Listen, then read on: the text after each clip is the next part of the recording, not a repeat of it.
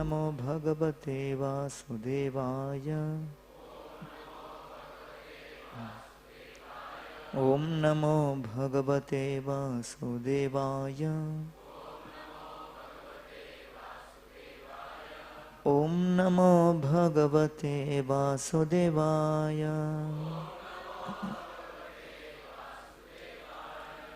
ओम अज्ञानतिमिरन्धस्य ज्ञानाञ्जनशलाकया चक्षुरोन्मिलितं येन तस्मै श्रीगुरुवे नमः। नमः ओम विष्णुपादाय कृष्णप्रेष्ठाय भूतले श्रीमते भक्तिवेदांत स्वामिनिति नामिने। नमस्ते सरस्वती देवे गौरवाणी प्रचारिणे निर्विशेष शून्यवादी पाश्चात्य देशतारिणे। जय श्री कृष्ण चैतन्य प्रभु नित्यानंद श्री अद्वैत गदाधर श्रीवासदि गौर भक्तवृंद। हरे कृष्णा कृष्णा कृष्णा हरे हरे, हरे राम राम राम हरे। Reading from Srimad Bhagavatam, Canto 11, Chapter 11, entitled The Symptoms of Living Entities, text number 10. Daiva adhine asmin sharire asmin guna bhavyena karmana वर्तमानो अबुधा तत्र कर्ता अस्मि इति निबध्यते। दैवाधीने शरीरेऽस्मिन् गुणभावेन कर्मणा वर्तमानो अबुधस्तत्र कर्तास्मीति निबध्यते। दैवाधीन शरीरेऽस्मिन् गुणभावेन कर्मणा वर्तमानो अबुधस्तत्र कर्तास्मीति निबध्यते। दैवाधीने शरीरेऽस्मिन् गुणभावेन कर्मणा वर्तमानो अबुधस्तत्र कर्तास्मीति निबध्यते।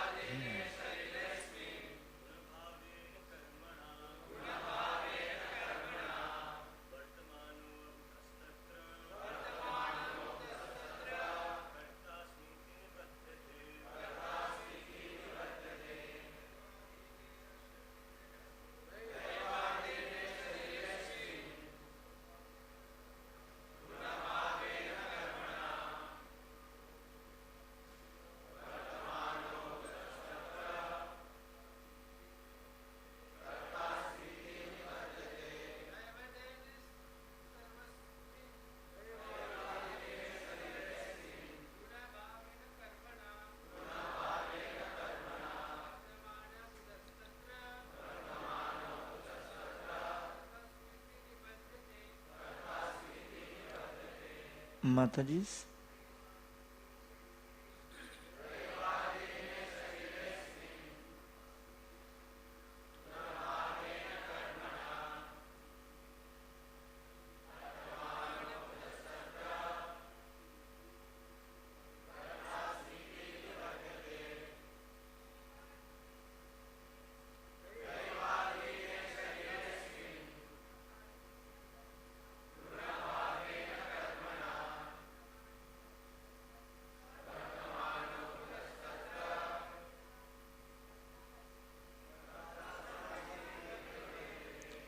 दैव of one's previous fruitive activities.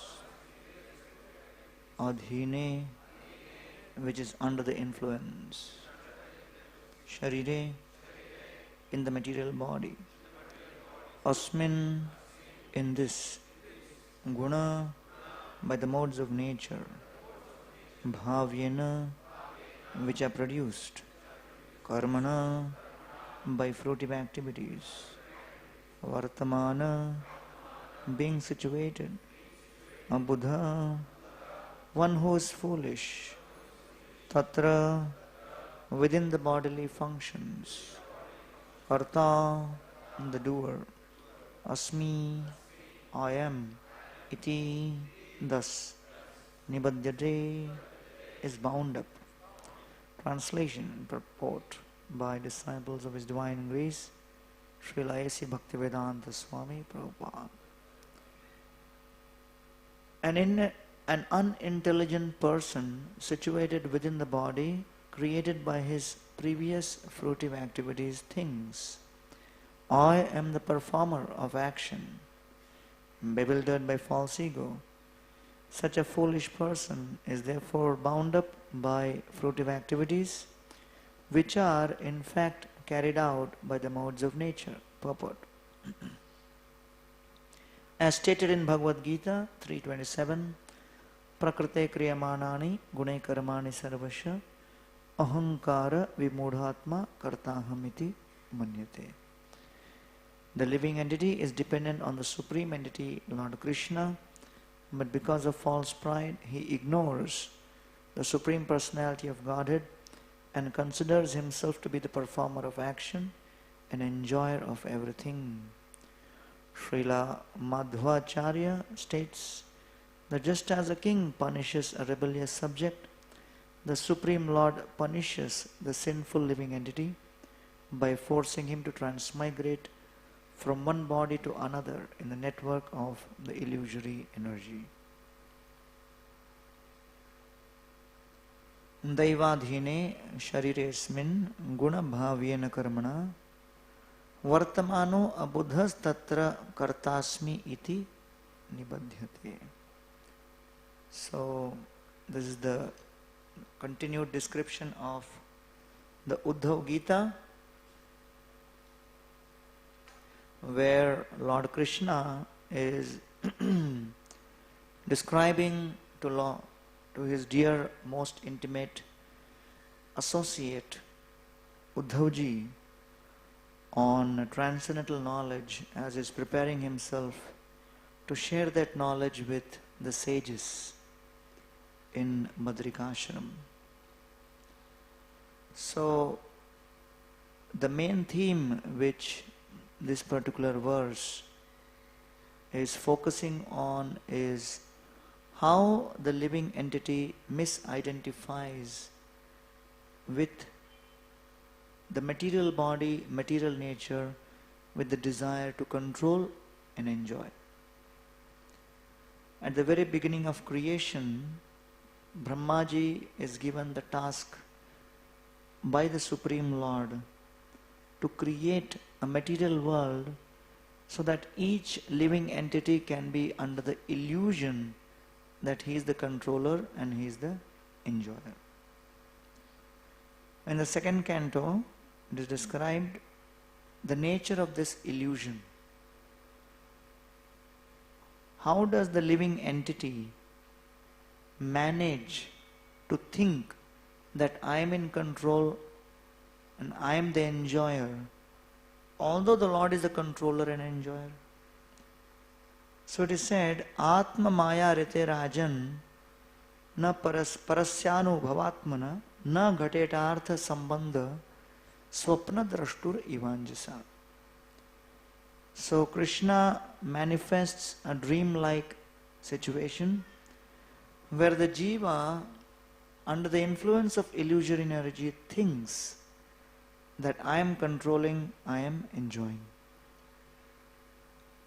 And in the 11th canto itself, example is given that sometimes dream-like situations are also very real-like. Just like, for example, when someone is sleeping and then, the alarm goes up and you get up, and then you don't expect to get up at that time. So I remember many years ago we had a pujari and he had set an alarm for a certain time and then the alarm went off an hour before he expected. So he would wake up the deities in the morning, so he would, fix his alarm for 3:30, something like that. So then the deities would be woken up 4:30, Mangalarti at 5. But that day his alarm went off at 2:30. And then he got up and he did not check, how the alarm went off early, how he got up early. He just got up, he thought he heard, and then he started preparing, thinking that it is 3:30. So it was actually 2:30. So he woke up the deities 1 hour early at 3:30, thinking it is 4:30. And then he blew the conch shell 3 times at 4 o'clock, thinking it is 5. So the brahmacharis sleeping in the temple hall suddenly saw a beautiful dream. They had never seen a dream like this. And we were thinking, very divine dream. But still we didn't give up. We went to the pujari and said, half an hour more remaining for our sleep. Close the altar. So then again at 5 o'clock the arati actually happened.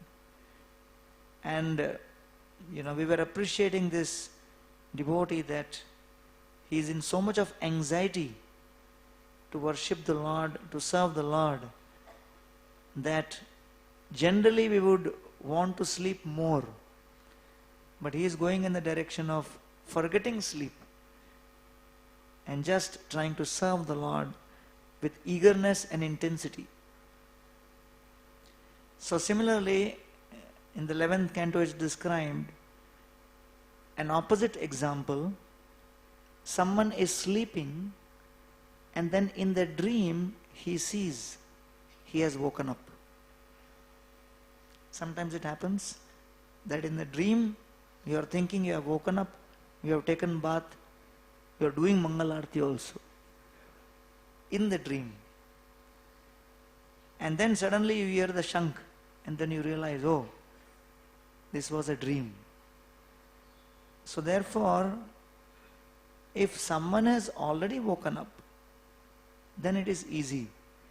But someone is sleeping and thinking he has woken up, it is more difficult.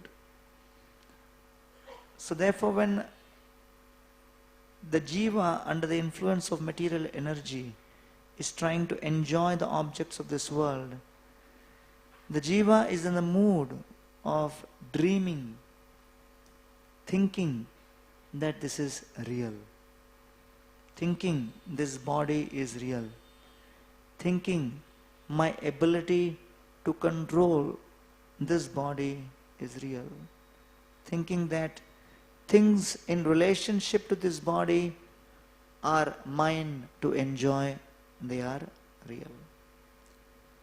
And therefore, Lord Kapila in the 3rd canto says, Bhukta Bhoga Parityakta Drishta Dosha Cha Nityasha Na Ishwarasya Ashubham Dhatte Swe Mahimni Sthitasya Cha. That when a living entity gives up the desire to enjoy completely, seeing what? Drishta dosha cha nityasha. Seeing that this enjoyment propensity is actually the cause of my getting trapped deeper and suffering in this world. Na ishwarasya ashubham. Then he comes to the realization of what is described in this verse. To try to be the Ishwar is inauspicious. Swe mahimni sthitasya cha. Then he is situated in his original transcendental position as a servant of the Lord. then he realizes the true glory and the power of being a servant.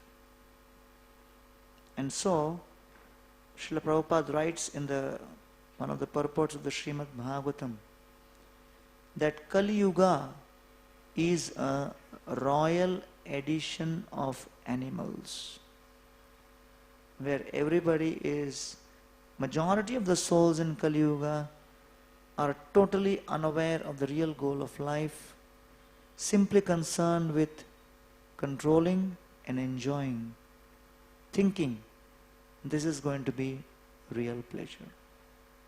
And so, in the Chaitanya Charitamrita, Kaviraj Goswami says, Eimat loke Chaitanya bhakti yauraila, dina hina nindaka, sabari nistarila. Chaitanya seva Chaitanya gao, lau Chaitanya nam, Chaitanya ye bhakti kore, sei mora prana. Nana mata shastra ani koila grantha sar, Moodha adhama janere teho kurila nistar. The population in Kaliyuga is predominantly absorbed in a foolish conception that I am the controller and I am the enjoyer. So this foolishness is described as moodha. Moodha means ass-like mentality. Adhama, fallen. Thinking that this body is the means through which I can enjoy. And so in order to deliver this mentality, Lord Chaitanya Mahaprabhu requested Rupa and Sanatan to write the literatures, and so they went and wrote Nana, Shastra, all of this literatures. Nana Shastra Koila, Bhakti Grantha Sar, in which the essence of bhakti is described. When Prabhupada was in Mexico, there was the devotees brought a very important person who had become Miss Mexico. And they thought that this will be a very important meeting. So the devotees introduced her and said she is the Miss Mexico, and she won the beauty contest, and so she looked at Prabhupada and said, I'm very happy to come here and meet all of you devotees and meet you, and please bless me that I come again in future. So Prabhupada said, why do you want to come again? She said, excuse me? And why do you want to come again? Have you read our books? Have you read Bhagavad Gita? She said, no. What is that? Prabhupada said, if you have not read Gita, why will you want to come again? If you are not interested in spirituality, why do you want to come again? If you do not know what is the difference in body and soul, and you are not interested to go beyond the bodily concept, why you want to come again? And Prabhupada went on and on. And the devotee who brought her thought, why did I bring her? So for Srila Prabhupada, he was trying to make a point that however glory we may get using the body, whatever kind of glory, it may be temporary, and temporary in terms of few moments, few hours, few years, and at the end of this lifetime, the body is snatched away. And therefore, this body is considered to be simply an instrument which is given for the soul to realize higher realization.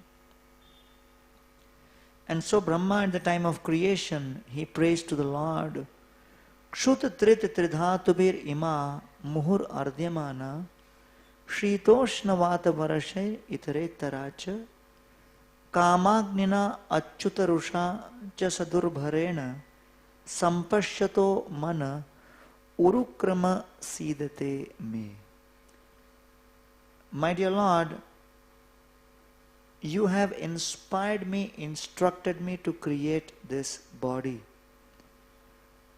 This body which is going to be an abode of kshut, hunger, trit, thirst, tridhatubir ima muhur ardyamana, the three elements of kapha, vata and pitta which are constantly in imbalance. Shita, vata, shita, ushna, vata, itaretaraja. Sometimes heat, sometimes cold, sometimes heavy rains. All of these intense calamities keep affecting this body. Shita, ushna, vata, varashai, itaretaraja. Sometimes no rain, sometimes heavy rain. Srila Prabhupada was taken by Shyam Sundar Prabhu to Switzerland in one ski resort. So Prabhupada said, "Where are you taking me?" And Shyam Sundar Prabhu said, "Srila Prabhupada, this is the place where you will recuperate very fast. Very good for your health." Srila Prabhupada said, "What is this place?" And he said, "Srila Prabhupada, this is one of the most famous ski resorts. People come from all over the world to pay a large amount of money and stay here. We have somehow got this opportunity through a well-wisher." And then Prabhupada saw all around, there was only snow, white snow. Prabhupada said, "Where are the trees? Where are the fruits? Where are the flowers? You are saying this is an attractive place. I see only white snow everywhere. What is this place called?" Shyam Sundar Prabhu said, "Srila Prabhupada, they call it Saint Moritz." Prabhupada said, "I call it Saint Hellish, because I just see everywhere there is no symptom of any trees and plants. The nature of this world is anywhere you go, it is only a misery in different flavor." And that's what Brahmaji is praying. That, my dear Lord, you are making me engage in performing this activity of creating this material world. Kam agnina achyuta rusha cha sadurbharena. And you have inspired me to place lust, anger, greed, all these anarthas within these souls. Kama agnina. And the fire of this kama will keep burning like anything. Achyuta rusha, an indefatigable anger. Sampashyato mana urukrama sidate me. And when I see the influence of the conditioned souls, how they are suffering due to lust and due to anger, I feel very sad for them. How can they be freed from this influence of lust, anger, the three modes? So therefore, Lord Brahma has been specifically given this task of putting the conditioned souls through difficulties by how? Connecting them, inspiring them, and making them addicted to the pleasure of this material world. First, they become addicted to the pleasure. That addiction to the pleasure of this world later becomes the cause of their great pain.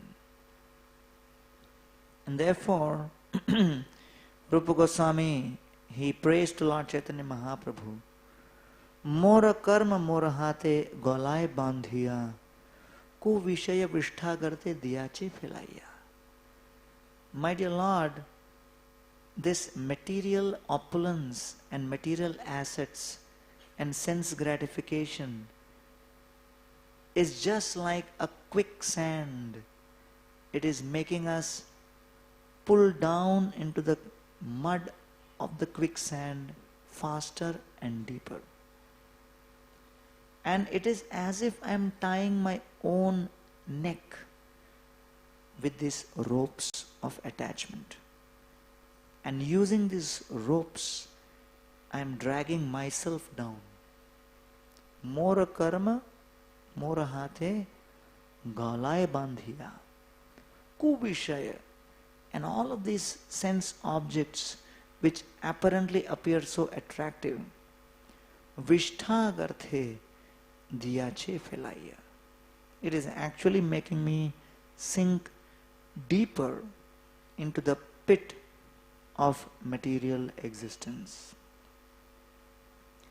So this is the condition of the souls in this material world, that they are trying to enjoy, but that enjoyment results in an experience of distress. The soul is unable to get out because of the influence of lust, greed, anger, and all of these attachments. Narottam Das Thakur prays that Gaurapahu na bhajya mainu prema ratana dhana helaya harainu. That I got this money, the special jewel of attachment and faith in you. Prema ratana dhana. This faith in Krishna is just like a ratna. But helaya, I neglected it and so I lost it. But then, who is responsible? Adhana yatana dhana dhanate aginu apana karma doshe apani dubinu. I made choices, and because of those choices which I made, I am sinking deeper. So I cannot blame anybody. I have made specific choices because of which I am dragged deeper into this material existence. And so he says, the choices which we make either brings us closer or takes us away from Krishna. Many years ago I had gone for a jail program in Arthur Road jail, and as I was giving a talk, right in front of me there was a group of 4 or 5 people, and they had tilak on their forehead. They had kanthimala around their necks.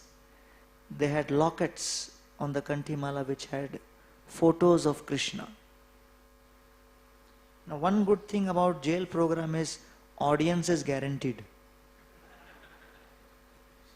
And in jail program, another advantage is you get police support also. That the police, in the midst of the program, every 10 minutes, 15 minutes, when they see that the prisoners who are listening are sleeping, they come up, ask us to stop, and then they announce, Savdhan! And they make all the audience get up, wake up. Such support we don't get even in temple.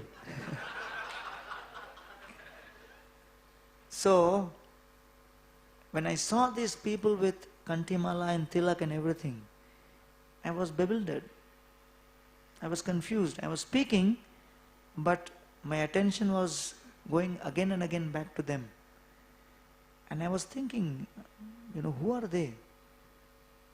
Are they devotees from some nearby place who are part of the audience? Are they the next speakers after me? Or are they, someone who is actually prisoner here? And in jail, you cannot ask anybody, kaise aana hua? Because it is embarrassing to be in jail in the first place. So then I decided, let me wait. And after the lecture, I asked them, how you came? And what's your identity, what's your introduction? I just introduced myself and they said, we are in the prison, we have been jailed. I said, but you have tilak and you have kantimala, locket, everything. And they said, yeah, we are devotees of Krishna. And there was somebody who was showing dramas in different parts. But he was portraying Krishna in a very negative way. We became angry. We reached out to him and warned him, change your script. Otherwise we'll change your life. We gave him a few warnings. He did not listen. We thought it is time for us to open his eardrum. उनके कान के पर्दे खोलने पड़ेंगे. And so, when the next drama was going on, we went and threw bombs there. And there were 2 doctors, 3 engineers, 1 chartered accountant. They were all professionals. So I said, you do not realize the consequence of what you are doing. That this is illegal. This is not good. He said, what to do?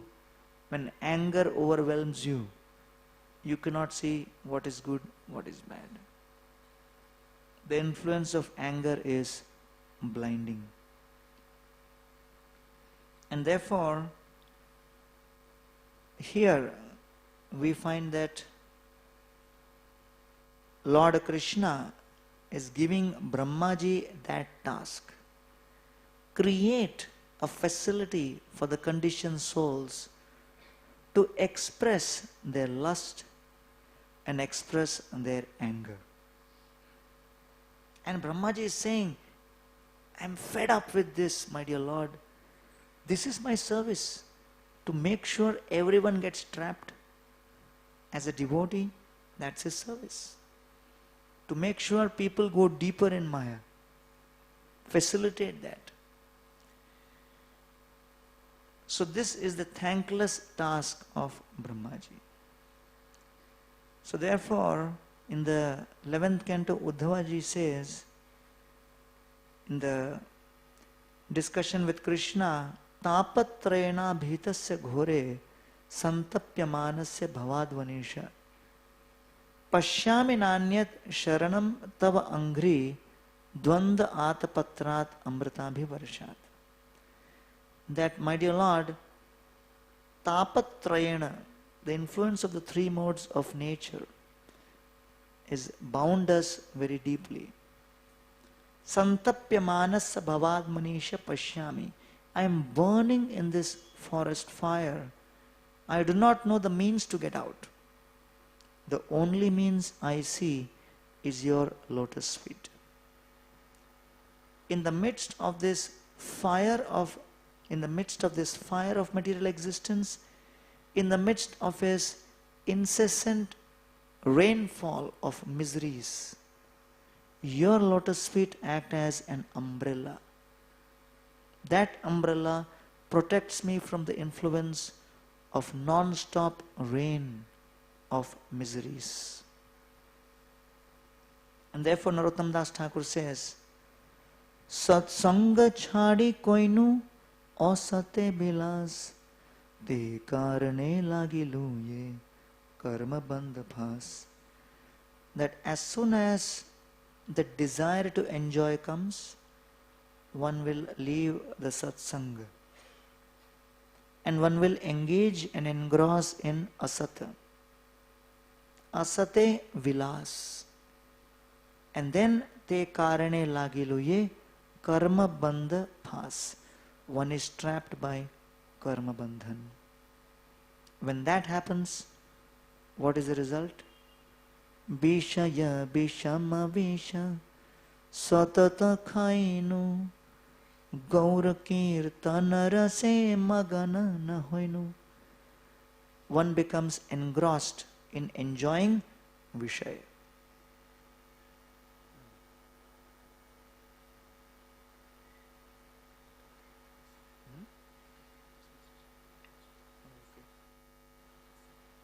Late हो गया क्या? Last year?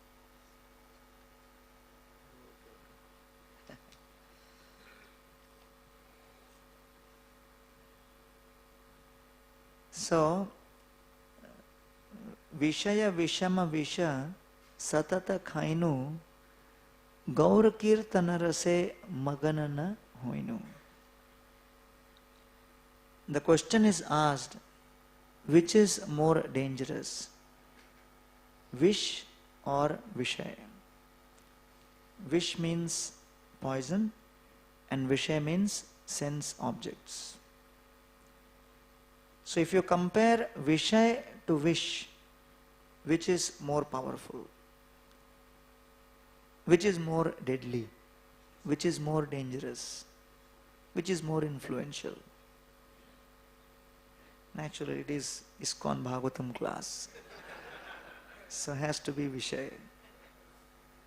But why? Because Vish separates the soul from the body and you get the body immediately. Some body or another you will get immediately. As soon as the soul is separated from this body, the soul immediately gets the next body. So the influence of Vish is, it separates the soul from the body, which is immediately obtained. The influence of Vishaya is it separates the soul from Krishna. And once the soul is separated from Krishna, when the soul will again get that opportunity to serve Krishna is not known. Therefore, the influence of Vishaya is more powerful. And so in the Chaitanya Charitamrita, as Kaviraj Goswami is writing the Chaitanya Charitamrita, he is aware of the very intense shortage of time which he is experiencing. And he says, Amibriddha jaratur likhite kapayakar manakichu smarane na hoye na dekhiye noyane na shuniye shravane tabu likhi e bada vismay. That I am so old that my hands are trembling, my eyes cannot see, and I cannot speak anything, I cannot hear anything. Na dekhiye nayane na shuniye shravane tabu likhi. Still I am aware of one thing. I am aware of the fact that the opportunity to serve does not come again and again. There may be so many limitations in life. There may be so many limitations and difficulties and challenges created by the time factor. But the opportunity to serve is also extremely limited, extremely rare. And when such an opportunity comes, our desire to serve the Lord should have unlimited enthusiasm. And therefore, even in that state, he is wanting to write and serve. And he says, Chota bada bhaktagan vando sabar sri charan sabe more karaha santosh swarup gotair mata rup raguna janeyat tai likhi nahi moradosh. He says, I take blessings of all the Vaishnavas, Chota Bada Bhaktagan. So Saraswati Thakur writes, there are three categories of devotees. One, he says, is Bhajana Vigya, one who is expert and accomplished, advanced in practice of bhakti. he is realized in bhakti.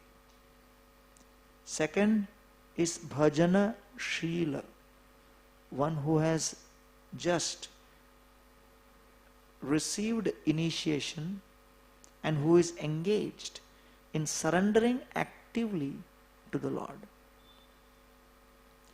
One who is initiated into the process of surrendering to the Lord. He has begun the process of overcoming his false ego.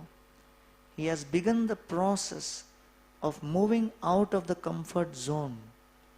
He has begun the process of realizing that surrender means to try to fulfill the desires of Krishna and Krishna's devotees. That is called bhajana shila. Third kind of devotee is Krishna name dikshita, one who is initiated in the holy names of the Lord, and he has begun chanting the holy names of the Lord. He is initiated, but his whole idea of initiation is chanting a fixed number of rounds to make sure that he is following the process sincerely. He may not have begun the process of active surrender. So that's called the three kinds of, or the three levels of devotees. Chota, Bada, Bhaktagan. So he says, whether someone is beginner or advanced, Vando Sabar Sri Charan, I take the dust of everybody. And I request all such categories of devotees to bless me. Sabe more karaha santosh. May all be satisfied with me. Swarup Gosair Mata Rupa Raghunath Janayata Taylikhi Nahi Maradosh. I am not the one who is writing this. It is Swarup Damodar Goswami, Rupa Sanatan, Raghunath, all of my predecessor Acharyas. They are the ones who are writing these literatures. Please do not find fault in me. Paya yar agyadhan brajera vaishnavagan save more karah santosh. So he says, actually, that it is on the instruction of Haridas that I am writing this. So, amongst all the devotees in Sri Vrindavan Dham, Haridas Pandit was the senior most at that point. And he was the head priest of Radha Govinda temple. And so, he had instructed Kaviraj Goswami to write. And therefore he says, Paya yar agyadan brajer vaishnavagan tara madhya mukhya Haridas. Chaitanya bilasa sindhu kalloler ekabindhu taha kana kohe Krishnadas. That because of his instruction, taking his instruction upon my head, I am trying to write the Chaitanya Charitamrita. Mahaprabhu's pastimes is like an ocean. I am trying to share with you one drop from a wave of the ocean of Lord Chaitanya Mahaprabhu's pastimes. So Kaviraj Goswami is revealing his mood as someone who is totally surrendered to the Lord's desire and not wanting to give up this opportunity to serve. Murkha Nicha Kshudra Mui Vishaya Lalas Vaishnavagya Balekore Etika Sahas Shri Rupa Raghunath Charner Eibal Yarasmrte Siddha Hoye Vanchita Sakal. He says, yes, I am foolish, I am fallen, I am very insignificant, I am ill-behaved, I am attached to sense gratification. All of these disqualifications may be there. But Vaishnavagya Bole, I have one qualification. I am taking shelter of the instruction of the Vaishnavas. Vaishnavagya Bole, on the power of the instruction of the devotees. Etika sahas. I am having the guts to try and attempt to accomplish this task which appears to be so difficult. Material activities many times are easier to accomplish because Krishna allows the jiva to get into the illusion of trying to conquer, trying to feel that he is the conqueror of material energy, so that he gets trapped deeper and deeper in material existence. But when the devotee starts making an attempt to come out of the entanglement, and when he tries to serve Krishna and please Krishna, efforts in devotional service will become more challenging. And therefore, to demonstrate this, Krishna personally appears in a jail after 6 of his brothers have been killed. Krishna makes Vasudeva and Devaki go through the pain of losing 6 children. Why? To create an impression upon us, to make a statement, to communicate to us that to develop a tangible relationship with me is the privilege of those who are willing to go through substantial pain. And although they go through that pain, they are unwilling to give up their efforts to develop a relationship with me. Sa Devaki sarva jagan nivasa nivasa bhutam nitaram nareje bhojendra gehe agni shikhe varuddha saraswati jnana khole yathasati. So Devaki is described as bhojendra gehe. Why would Krishna want to put his own mother in a jail? Subject her to the torment of making her 6 sons die in front of her eyes, to show that the process of experiencing pleasure in serving me is preceded and accompanied by the process of going through a lot of pain. And therefore, whenever things become challenging in devotional service, we should always remember Krishna was born in jail. Krishna was born in a jail. And therefore, when Krishna was born, Vasudeva and Devaki did not have the privilege of distributing laddu and peda. Vasudeva closed his eyes, meditated, and offered in charity thousands and thousands of cows bedecked with gold ornaments, golden hooves, golden necklaces, silken cloth covered with golden filigree and design, horns covered with gold. He meditated on such cows, and he meditated on thousands of such cows and gave them in charity to the Brahmanas. Why? Because he was in jail. He did not have the privilege of offering actual charity. So within those limitations, he did not allow his desire to celebrate to go down. And that's exactly what Krishna Janma reveals. There may be disaster, but do not allow the disaster to destroy your desires. Do not allow disasters to destroy your desires to serve, please, and celebrate in Krishna consciousness. And therefore, Vasudeva desired to distribute hundreds and hundreds of such cows because he found the pleasure in the fact that Krishna is here. And he also knew that he may not be able to continue serving him, but the very fact that Krishna was here and Krishna is going to be served by thousands of devotees, that fact gave him pleasure.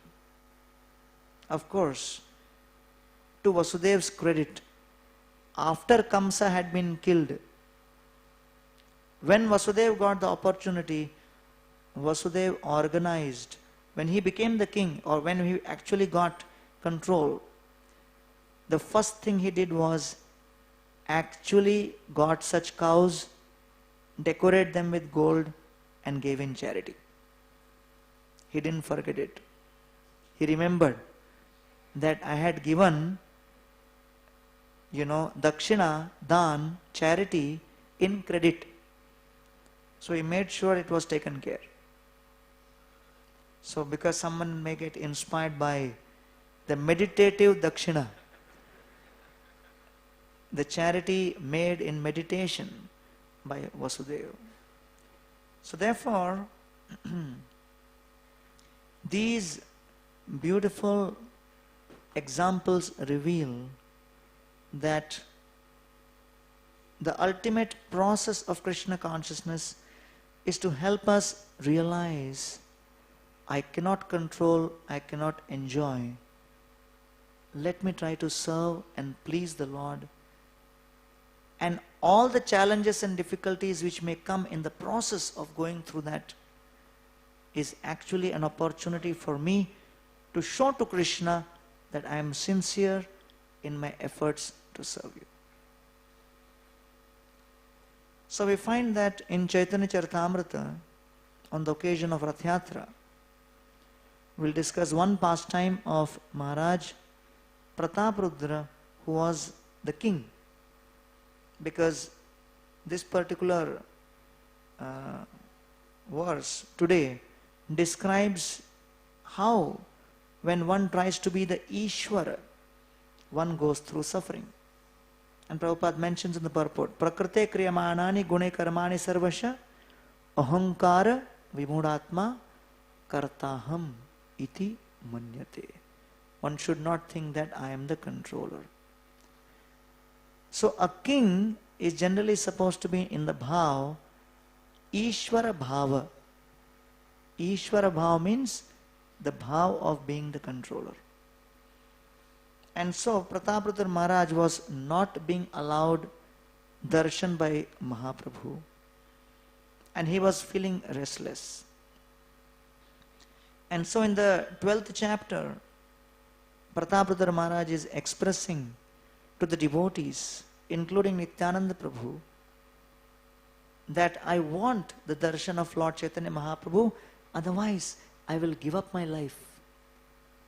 Dekhiba se mukha chandra nayane dhariya, dhariba se pada padma hrudaya tuliya. I want to just take darshan of Lord's lotus face and I want to hold his feet upon my chest. That's my only desire. And at that point all the devotees go and tell Mahaprabhu, my dear Lord, please you have to allow Prataprudra Maharaj to have your darshan. Otherwise he may do anything. And Mahaprabhu is not very impressed. He does not respond. And so at that point, Sarabhaum Bhattacharya, Swarup Damodar, Nityananda Prabhu, they're all saying to him, Yadyapi Ishvara tumi parama swatantra, tathapi swabhave hao prema paratantra. My dear Lord, you are actually supposed to be supremely independent, but you also come under the influence of your devotees' love. So can't you see how much love he is having? And Mahaprabhu says, well, if you force me, then I'll have to consider and I'll go to Katak and give darshan to the Lord. But you get permission of Damodar Pandit.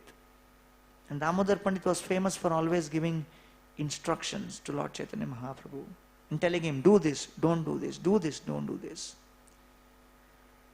So then Mahaprabhu was not actually taking a decision.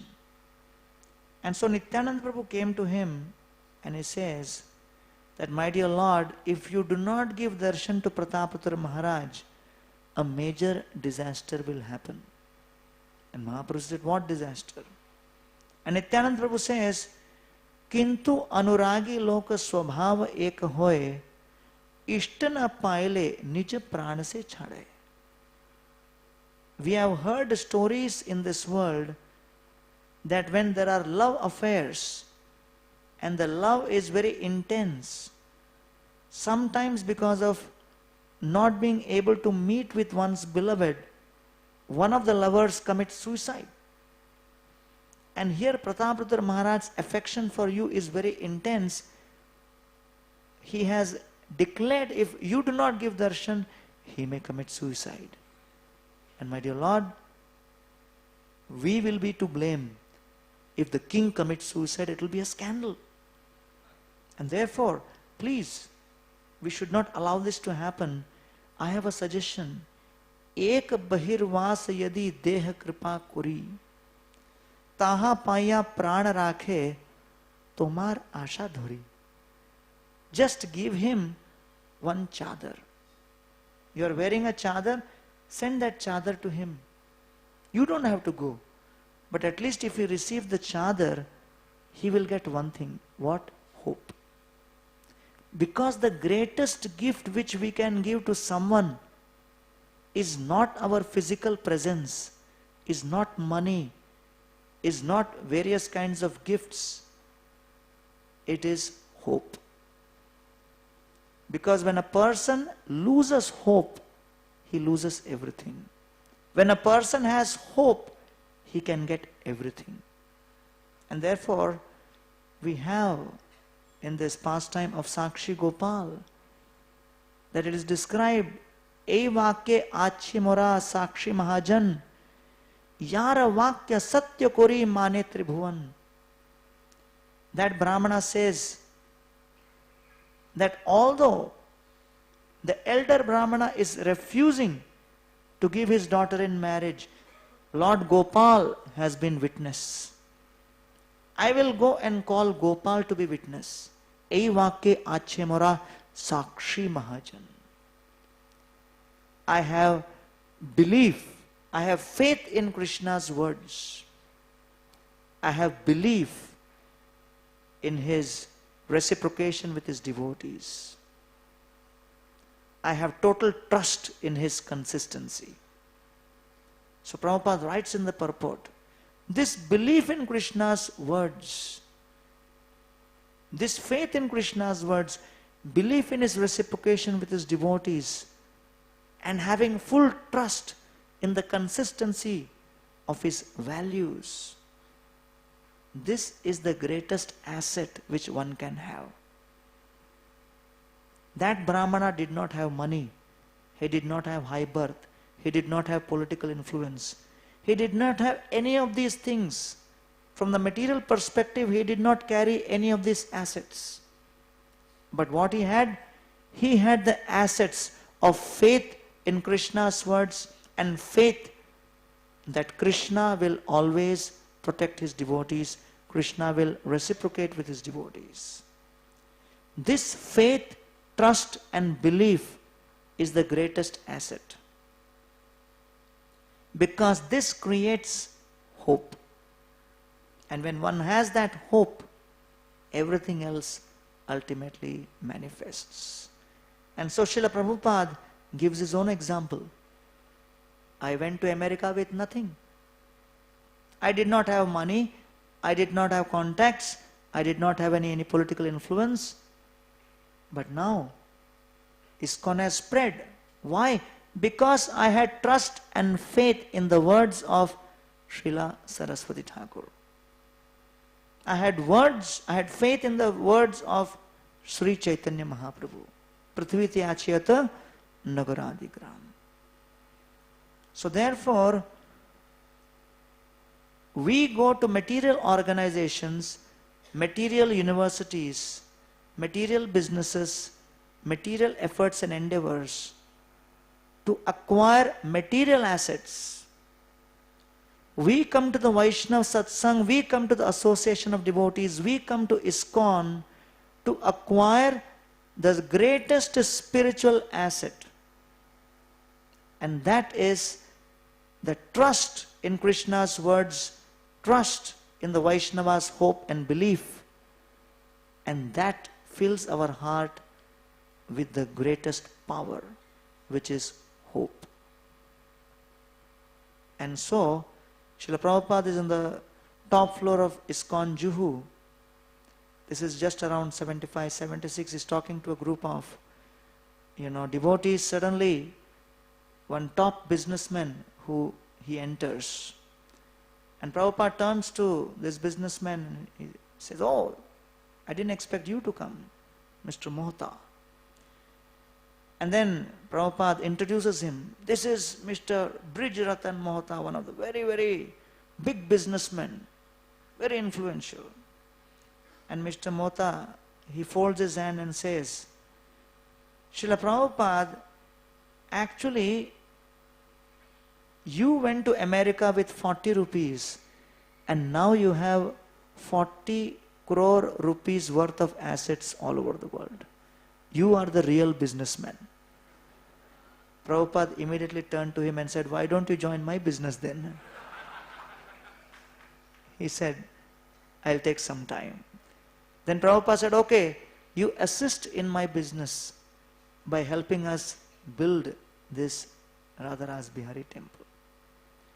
And then Prabhupada created a committee of devotees, and some of these people were actually responsible to make sure that the temple gets built nicely, properly, including our Srinathji Prabhu got connected at that time.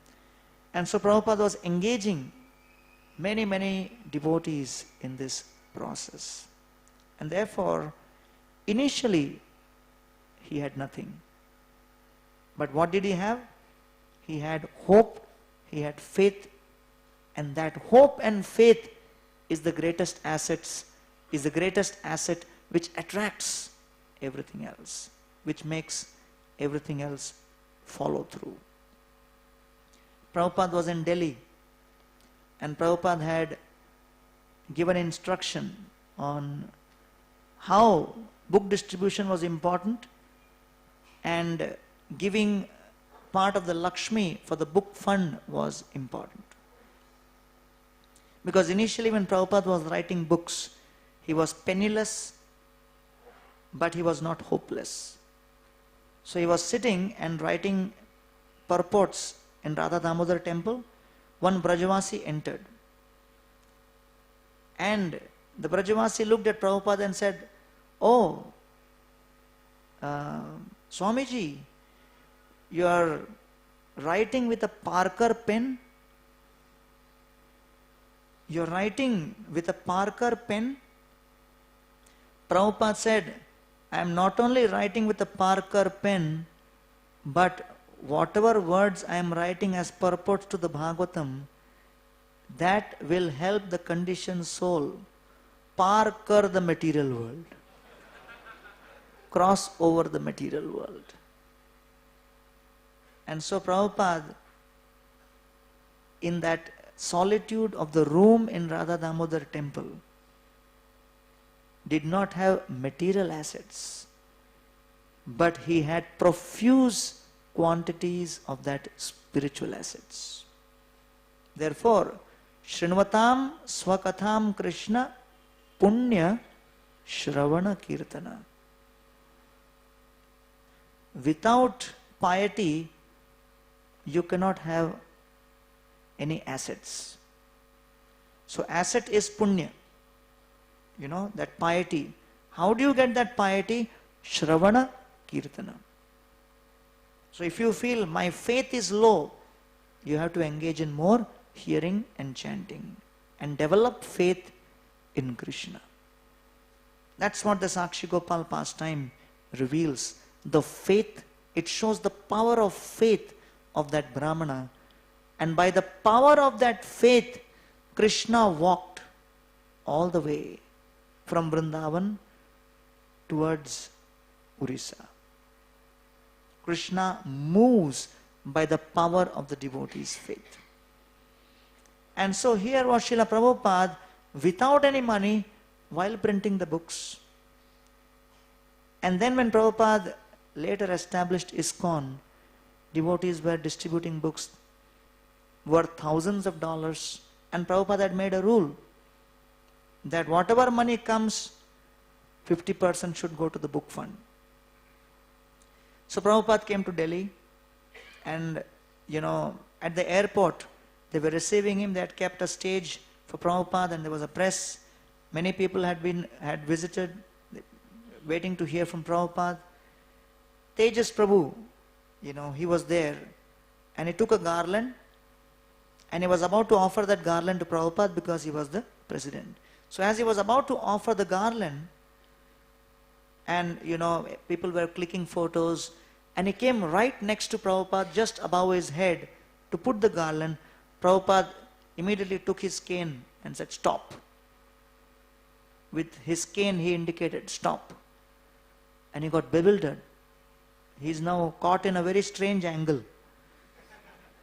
The garland is right above Prabhupada's head.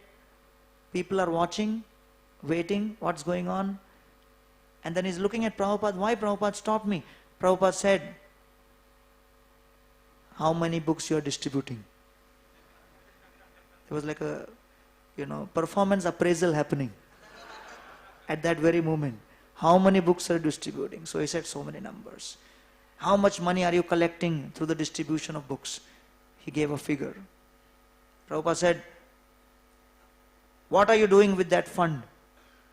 So he understood. He said, 50% we are transferring to the book fund, Srila Prabhupada. Prabhupada said, "You can garland me." And then Prabhupada allowed him. So Srila Prabhupada, he spent a significant time writing these purports to these books, distributing them, because these books carry the key to the most powerful asset of hope. Right from the first canto to the 12th canto, what are these books carrying? They are carrying the sound vibration, which when it enters through our ears into our heart, awakens our intelligence. It infuses us with the asset of hope. And that's what Nityananda Prabhu tells Lord Chaitanya Mahaprabhu. Here is this king, Ek Bahirvasa Prabhu Deha Kripa Kori. He is hopeless. He is saying, "I will give up my life. Therefore, just give him this chadar. Send him the chadar. Doesn't mean much to you." And he says, "Taha paya prana rakhe, tomar asha dhuri." Just by receiving that, chadar, he will feel Mahaprabhu may come. And so he'll develop hope. He'll get hope. And that will, continue his life's existence. So Lord Chaitanya Mahaprabhu did not have any problem with this. Mahaprabhu immediately took his chadar and gave. And the chadar was sent to the king. It was brought and given by Sarvabhauma Bhattacharya. And when King Prataprudra received that chadar, now what you receive is not important, but what is your attitude towards what you receive is important. The same chadar Prataprudra Maharaj could have looked at and said, "Everybody else, Mahaprabhu is giving embrace, and him he is sending chadar? What is this?" So when we receive something, when we get something, we always have, the option to think whether I should look positive or negative. Should I see the good or the bad? Which way I should see? Okay. So he could have considered like that. Mahaprabhu did not come. I did not get his mercy. Or he could have thought, okay, I at least received the chadar. There are both ways of looking at it. And it's not easy in this situation, especially if you are in the position of a king. Is it not? If someone says to you that, so and so sannyasi is going to come to your house for lunch. So you're all prepared that, oh, so and so sannyasi Maharaj is coming. And then you prepare everything. garlands and flowers and feast and this and that and everything. And then you see that his servant is coming. And then I say, what about Maharaj? So and so Maharaj is not coming. There is, no, I brought his chadar for you. What will be your response? Will you invite the servant in or tell him, go back, don't return till he comes? So you may think like that. You may not say it. But Pratapadar Maharaj, what was his response? Vastra paya rajar hoila anandita man prabhu rupa kori kore vastrera pujan. He became so blissful to receive that prabhu rupa kori kore vastrera pujan. He started worshipping that vastra as if Lord Chaitanya Mahaprabhu has personally come. Why? He was optimistic. And therefore Sridhar Swami says, if you are not an optimist, you are an atheist. If you are not an optimist, you are an atheist. Right? Somebody was saying some time ago about something that, this kind of situation, and Radhanath Maharaj and myself, we were having one conversation, and in a particular situation things looked really hopeless, and it appeared that nothing is going to come positive. And so some devotees were making this comment that, Maharaj, this situation is such that it is like a black hole. Black hole means whatever effort you put, whatever way you do, anything you do, everything will just get sucked in and nothing will come out. No result out of this. And then Maharaj said, actually you are calling it a black hole, but I say that Krishna is Sham Sundar, he is black, and he is Om Purnamada Purnamidam Purnat Purnamajyate, he is whole. So therefore I look at it that this is Krishna, the black hole. So this was his vision on that. And then I was very surprised, because to be optimistic in a situation where practically everything appears to be going against is very difficult. And therefore, this is the spiritual asset which Pratapadar Maharaj had. That was his, claim to fame, so to say, to get Mahaprabhu's grace. So at this point, Ramananda Rai, he started trying to canvass on behalf of Prataprudra. And he says, Prabhupade prema bhakti janaila rajara prasanga paya ache kohe bar bar. Again and again he was telling, my dear Lord, Prataprudra Maharaj is so advanced, so elevated, like this, like that. Mahaprabhu not showing any response. Rajamantri Ramananda Vyavhare Nipun Rajapriti Kohi Dravaila Prabhurman. Rajamantri Ramananda is described as expert politician and diplomat. And what was his qualification? He knew what to speak, when to convert someone's thinking. But here he was using it in Krishna's service. So Mahaprabhu's associates were unique. Ramananda Rai, politician. Rupa Goswami, politician, finance minister. Sanatan Goswami, politician, prime minister. Pratapadar Maharaj, king, politician. Mahaprabhu's some top associates were professional politicians. But after they joined and surrendered to Mahaprabhu, they did not play politics. Otherwise, there would have been havoc. Because they were not some Lallu Panju politician. They were controlling whole state. Right? So Rajamantri Ramananda Vyavhare Nipun Rajapriti Kohi.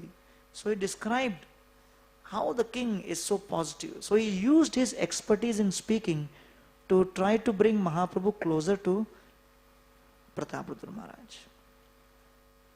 So at this point, Ramananda Rai says to Lord Chaitanya Mahaprabhu, Ramananda kahe tumi Ishwara Swatantra, Kare tomar bhai, tumi nahi paratantra. You are supreme controller, my dear Lord. Whom are you afraid of? Whose permission are you waiting for? Huh? You don't need anybody's permission. You can decide whatever you want. Mahaprabhu says, Shukla vastre masibindu yaiche na lukaye, sannyasira alpachitra sarvalokagaye. Mahaprabhu says, no, if I associate with this king, then people will say you are associating with this politician. You are attached to Vishayi, you have become Vishayi.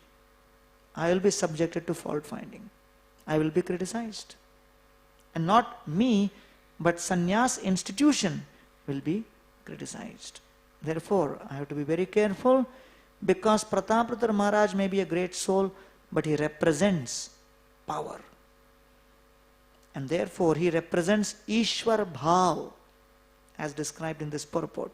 The Ishwar Bhav is fully and wholly represented in his character and his personality and his job description as a king. Therefore, I am a renunciant. I have renounced all of these things, so I must keep a distance. And so, Ramananda Rai was not willing to listen. Rai kahe kata papir karyach avyahati, Ishwara sevaka tomara bhakta kajapadi. My dear Lord, you are only pointing to this one king, Prataprudra Maharaj, as someone having Ishwar Bhav. In South India tour, you embraced so many people. Did you interview each person? Whether he is a Vishayi, how much Ishwar Bhav they had, whether they are king or prince or not. You embraced freely. Only for Prataprudra, you are making such detailed inquiry. He is Ishwara Sevaka, Tomara Bhakta. He is Jagannath's devotee. He is so attached to you. And Ramananda Rai was insisting on behalf of the Vaishnavas. So this was the biggest controversy happening in Puri at that time. Right? So in Chaitanya Charitamrit, controversies are also very sublime. They are also very divine. So what was the controversy? It was the whole Vaishnava community was trying to glorify Prataprudra Maharaj and coming up with different angles to see his good qualities and present it to Lord Chaitanya Mahaprabhu. This was their conspiracy. This was their willingness to bring him close to Lord Chaitanya. So they were pushing and pushing and pushing. So sometimes, when we differ, it's not easy to accept. Even if it is, someone who's senior or someone who's supposed to be in the position of authority, sometimes we have our own opinion.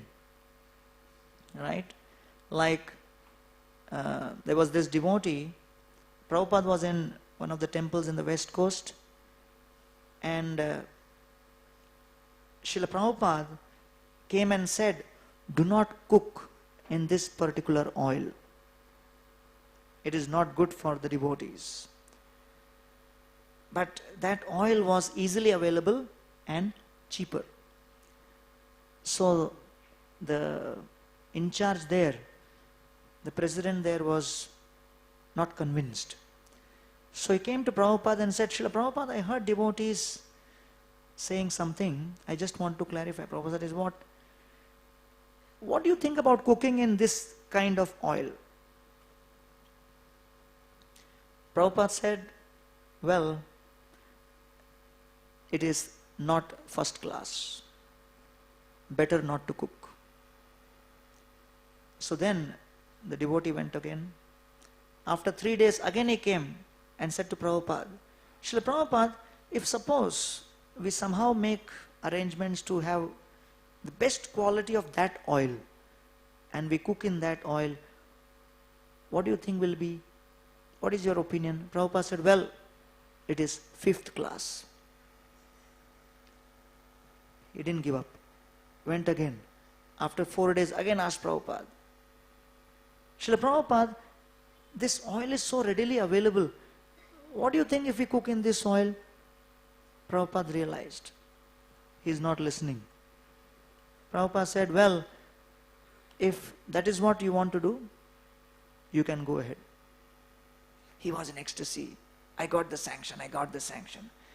Then Prabhupada said, but I know one person in Kolkata who ate a lot of pakoras fried in that oil. And then this president said, really? And then what happened? And Prabhupada said, and he died the next day. So immediately he got the message, okay, better I don't involve myself in this. So when you are pushing, there is a limit to which you can push. And then you have your opinion, you are confronted with the opinion of someone who is, more senior and who realizes what is what. So therefore, at this point, Prabhupada just knew what is good for the movement, so sometimes he would be really heavy. Here, Prataparutra Maharaj's case is in front of Ramananda Rai. He's trying to push. And Mahaprabhu says, Prabhu kahe purna yaiche dugdhera kalash surabindu pate nahi no kore parash. So Mahaprabhu says, okay, I have a question for you. And I have a question for all of you. If there is a jar of pure organic A2 milk, fresh milk, that milk which is offered to Krishna, milk is milk. But suddenly, if that comes in contact with a drop of liquor, a drop of liquor falls into that jar. Now the question is that milk or is that liquor? That becomes controversial.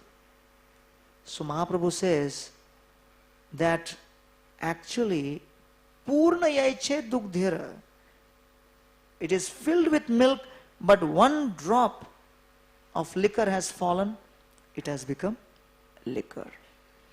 And therefore, because Prataparutra Maharaj is great devotee, fantastic, but he says that Tahare Molin Koila Ek Rajar Nam. He has one disqualification. He is the king, he thinks he can control. So in 1972, during the time of one of the kings who was there in Puri at that time, he was the district magistrate during Divya Simha's time. Divya Simha Dev was the king. At that time a district magistrate came. He said, now I will make the rules. The Jagannath Rath Yatra is going too late. Deities must come out. The time I tell, those time the deities must come out. They must reach on time as per schedule. He made the schedule. Jagannath came out at 11 o'clock. And then Jagannath deities would not go up the ramp in the Rath. The Daitas, they were trying, they were pushing. 12 o'clock, 1 o'clock, 2 o'clock. Jagannath would not go. He just lay on the ground. So many times you have seen that during Pandi. But you may think it is the Daitas who are doing it. You may think that the Pandas are doing it. But Jagannath just refused to go. They brought the police in. This magistrate thought the Pandas are trying to create some kind of controversy. He pushed. Jagannath would not move. Everybody looked at the magistrate and said, your tenure is historic. Normally, we would consider when Rath Yatra would end, looks like today it will not begin only. So he got really embarrassed. And he said, what should I do? What should I do? They said, you have to do prayashchit, beg forgiveness. You tried to show your Ishwar Bhav in front of Jagannath. Beg forgiveness, bring the king, make special offering, arati, ask the king to beg forgiveness on your behalf. So the king came and he begged forgiveness to Lord Jagannath and said, my dear Lord, such district magistrates come and go, don't worry. They will come with so many plans. But my dear Lord, please, thousands and thousands of devotees are waiting for you. Don't take offense to what this man planned. Please come up. Next moment, the Pandas lifted. Jagannath came and sat on the Rath. Jai Jagannath Bhagavan ki. So we may think, okay, this is something external. But those who have faith have that full understanding. And so, on this note, I would like to now conclude by reading a message from His Holiness Radhanath Maharaj on the occasion of Radha Gopinath's appearance day. So, somehow he thought it is today, and so he sent it because the actual day is 17th. My dear family of Shri Radha Gopinath, please accept my humble obeisances. All glories to Srila Prabhupada. My heart is with you today in my dearest home of Shri Radha Gopinath Mandir. Together over the years we have served the mission of Sri Chaitanya Mahaprabhu. From the very beginning we wished to offer Srila Prabhupada a united, loving family of Vaishnavas who are empowered by hearing, chanting and rendering selfless service to Krishna and each other. In the past 30 years, Krishna has blessed us with countless gifts. We passed through truly ecstatic times and times of painful challenges. It is the nature of life that with every moment comes a test of our sincerity. As a community, we strive to keep our consciousness connected to the highest goal, to please Radha Gopinath. All of our difficulties can be resolved by Sri Radharani's grace if we harmonize our personal ambitions and opinions with that higher goal. Each of us is being called to put the community's social and spiritual needs as our most sacred priority. We call this devotee care. When we stand together as a community in the light of Krishna's grace, we can expand our devotional family throughout India and the world. The treasure of pure bhakti is accessible when each and every one of us takes it as a sacred responsibility to awaken love in each other's heart by our dedicated sadhana, exemplary character and selfless service. 30 years ago, few devotees began this project in a small, dark, dilapidated room. Please see what all of you have done. That little seed has grown into magnificent temples like Radha Gopinath Mandir in Chowpatty, Mumbai, Radha Vrindavan Chandra Mandir in Pune, Radha Madan Gopal Mandir in Nasik, Radha Govind Mandir in Nigri, and Radha Gokulanand Mandir in Belgaum, Radha Vrindavan Bihari Mandir in Wada, as well as thriving centers throughout Maharashtra, congregations of tens and thousands and hundreds living in brahmacharya ashrams. Please see what all of you have done. Thousands of hearts are being transformed at the spiritual world of Bhaktivedanta Hospital, where devotees of various backgrounds serve together.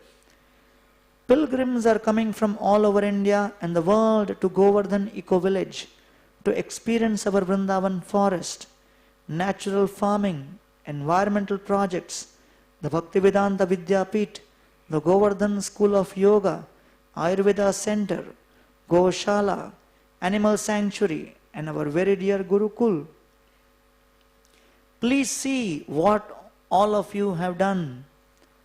Gopal's garden is giving knowledge, character and shelter to generations of our children. Gopal's fun school is charming the hearts of small children and parents alike. Over the years, the ISKCON Youth Forum and the numerous centers at the colleges have inspired thousands of students with wisdom of the highest purpose of life. Several of our devotees have become renowned authors and educators and are invited around the world. We now have our own publishing house springing from Tulsi Books and the Haribol natural food line. Please see what you have done. This is, you have to imagine Maharaj is telling you. So you have to edit. That you should not think I am saying this. Imagine and meditate that Maharaj is speaking this to you. Please see what you have done. The Prayag project is growing and will hopefully give refuge for lakhs, hundreds of thousands of villagers by offering services of Yamuna, Ganga and Saraswati for the spiritual, social and educational upliftment of the villages. Annamrita is distributing prasadam, sanctified food, to hundreds of thousands of impoverished school children every day. Please see what all of you have. All of you have? All of you have? ISKCON Desire Tree is illuminating the world with Harikatha and Hari Kirtan in an unprecedented, masterful way. And our book distributors are in top 5 temples for distributing Srila Prabhupada's books almost every year. Please see what all of you have done. Our yatras have always been at the heart of our community, and I pray they will continue to be. The yatras began with about 20 people and gradually evolved to thousands and thousands and thousands. Our yatra teams organize accommodations, security, medical facilities, trains, buses, boats, lectures, kirtan, sound system, and inconceivable feasts cooked in astonishing makeshift kitchens praised by National Geographic. All of these projects and many more are the fruits of the incredible devoted efforts of the counselors and their counselees in the ever-expanding counselor system and the selfless, dedicated sacrifices of our brahmacharis, as well as the loving mothers and the fathers who constantly nourish their families with Krishna's grace. Please behold the infinite beauty of Shri Shri Radha Gopinath. Please behold. Please behold the infinite beauty of Shri Shri Radha Gopinath, who are lovingly cared for by the dedicated pujaris, cooks, dressmakers and helpers. They are surrounded by sweet kirtan, devotional erudite Srimad Bhagavatam classes, and by our guest reception team, who graciously receive our congregation and guests from all over the world. Let us be humbled and grateful to be included as little puppets in Krishna's hands. Let us spend this day appreciating each other. Their Lordships Sri Sri Radha Gopinath are casting their merciful glance upon every one of you. I am forever grateful to each of you. Srila Prabhupada has given this fallen soul the intimate blessing of your association. I offer my heartfelt prayers to Srila Prabhupada and our beloved Acharyas to shower their blessings and grace upon you. I am forever honored and grateful to be your servant, Radhanath Swami. Thank you very much.